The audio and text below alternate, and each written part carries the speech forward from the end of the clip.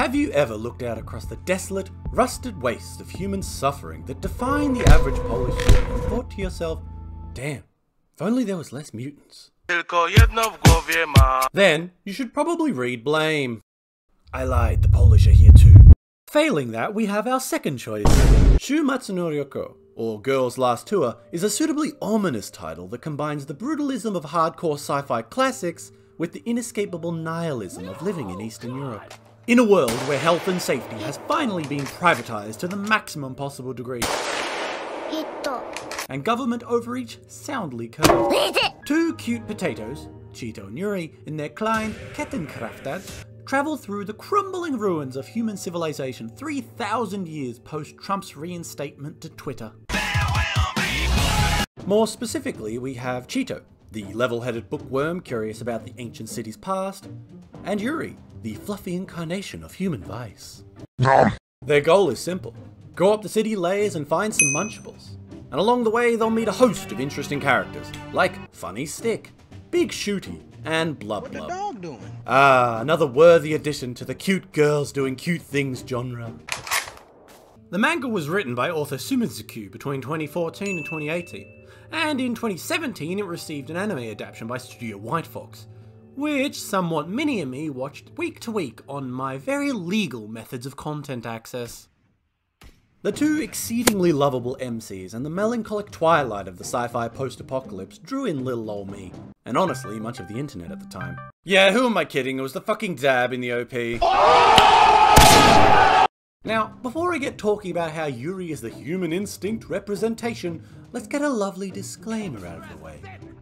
If you are a mouth-breathing troglodyte who fears the sun, knows all the Love Live girls' underwear colours by heart, and refuses to watch the Pokemon movie due to intense aversion to any sort of sadness which may mirror your own existence, this might not be for you. In such a case, I recommend acquiring a better taste, or like and subscribe to download my superior taste into your frontal cortex. So, with that out of the way, grab your Arisaka Type 38 and let's get climbing. Imagine, if you will, living inside Nikocado Avocado's colon, post-enema. A ruined ecosystem, destroyed by the endless march of man's hubris and greed. Yet putting aside my attempts on your lunch, the city our dynamic duo spends the series exploring is more the weathered bones of a corpse than anything more biological.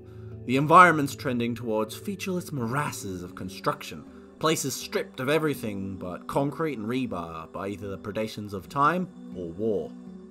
The Industrial Revolution and its consequences. In short, it's great. It feeds my childhood sensibilities which drove me to build massive Lego cities, just to smash them up to make realistic terrain for my army men to commit war crimes within. The art directors clearly understood that the environment was as much a character as Yuri and Cheeto, and you should too, because you'll be seeing a lot of it. Like, a lot. One of the few criticisms of the show's approach I've heard from insufferable people is that nothing happens. That it's just an endless slideshow of showing off how bleak the illustrations can be between pointless navel-gazing. Now, far be it from me to insult the mentally impaired, but I'll try my best. You one ugly motherfucker. But seriously, not every anime is an endless series of schoolyard backgrounds and jump cuts between poorly animated fight scenes, thank God. And Shuumatsu is one such title, investing a lot of time into the setting and visual storytelling. Contrasting the hard industrial environments, the character design is on the simplistic, cutesy side of things, resulting in the affable cute potato moniker. Yuri and Cheeto would fit perfectly fine as slightly deformed Himari sketch characters in all honesty.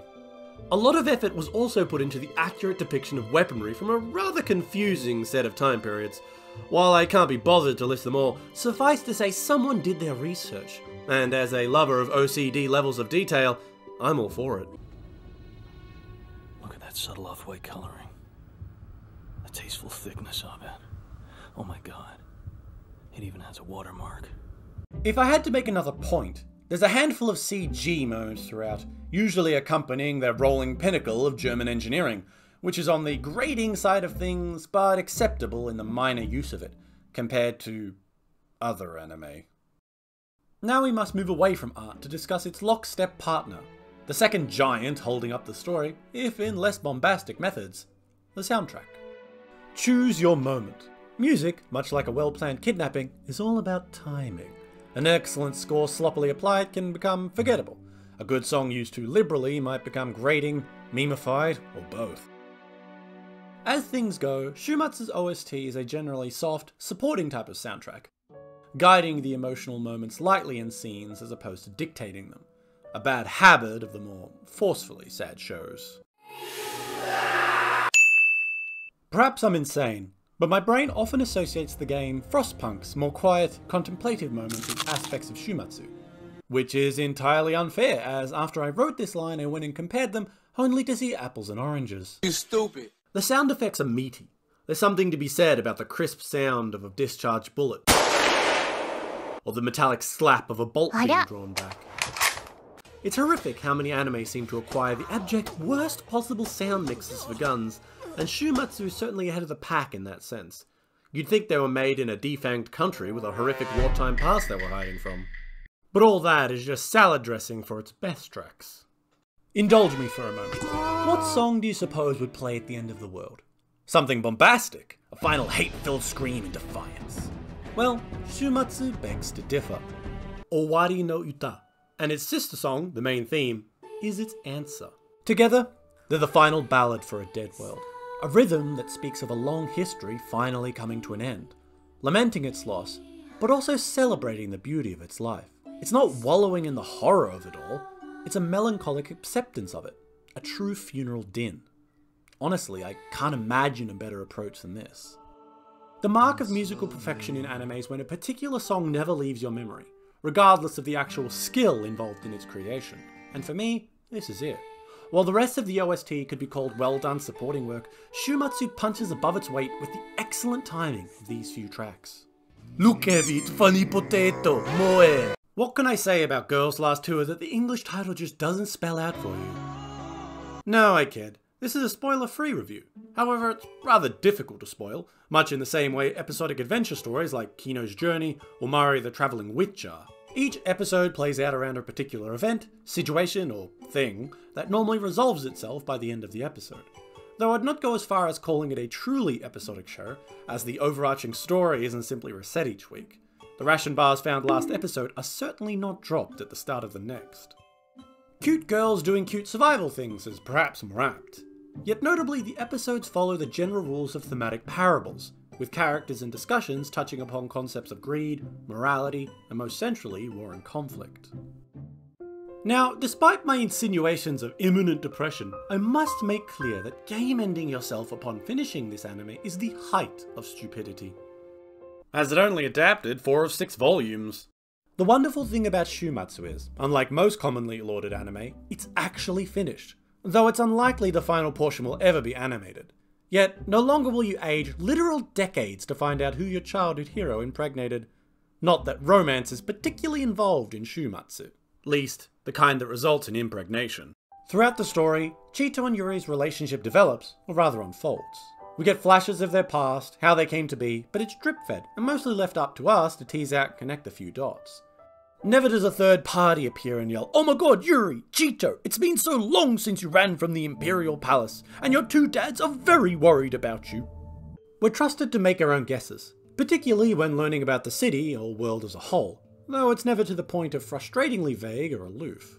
Imagine a world where characters don't stand around repeating everything 4 times over like an early onset Alzheimer's patient desperately holding on to normality. Moving on, consider the thought process upon finding an SS uniform in your grandfather's closet, alongside a smiling picture of him at your first bar mitzvah. You might be somewhat confused. In the same vein, in what bizarro world was a T-34 being used to take on a dude with a minigun? Rule of cool is in full effect, and honestly, real-world guns are objectively more interesting than generic futuristic rifles, with rusted battlefields from an eclectic series of histories scattered about the sci-fi ruins. I can only assume rogue museum curators were the preeminent social stratum who continued to prosecute and profit from the war in the post-apocalypse.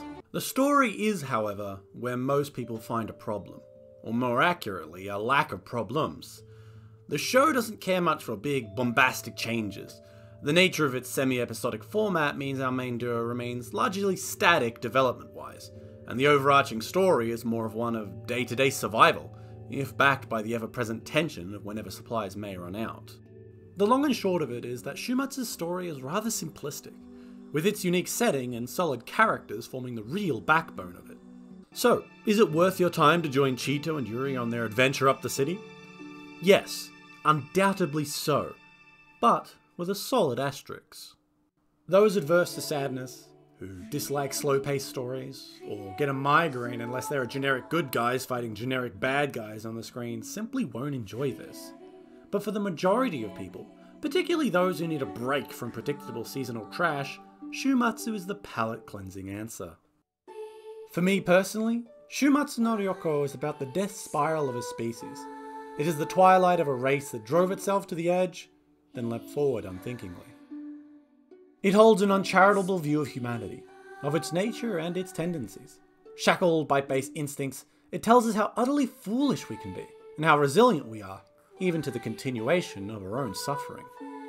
Yet it doesn't deny how precious life can be, how despite it all that we do, the horrors we possess within us, life's worth living. Or you could, watch a Sekai smartphone or something. The awful video this time around is brought to you by Man, I Like That One Song, stretched into a video. Do like and subscribe, as the positive reinforcement lulls me into the belief that my life of watching anime instead of having friends has some value within society. And tune in next time for an hour-long deep dive discussion on the history of that weird little fang that anime girls have, played over looped footage of 9/11.